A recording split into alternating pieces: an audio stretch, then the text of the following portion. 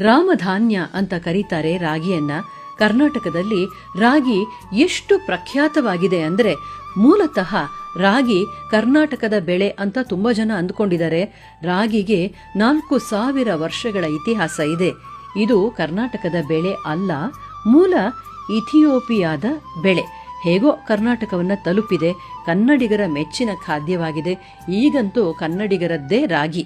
ರಾಗಿಯಲ್ಲಿ ಗೋಧಿಗಿಂತ ಹೆಚ್ಚು ಪೌಷ್ಟಿಕಾಂಶ ಇದೆ, ಕಾರ್ಬೋಹೈಡ್ರೇಟ್ಸ್ ಇದೆ. ಹಾಗೆ ಈ ಕಾರ್ಬೋಹೈಡ್ರೇಟ್ ಅಂಶ ನಿಧಾನವಾಗಿ ದೇಹಕ್ಕೆ ಬಿಡುಗಡೆಯಾಗತ್ತೆ. ಇದನ್ನ ನಮ್ಮ ಹಿರಿಯರು ಅರಿತಿದ್ರು. ರಾಗಿ ಬಗ್ಗೆ ಸಂಶೋಧನೆಗಳನ್ನ ಮಾಡಿ ರಾಗಿಯನ್ನು ಇಲ್ಲಿನ ಬೆಳೆಯನ್ನಾಗಿ ಮಾಡಿಬಿಟ್ರು.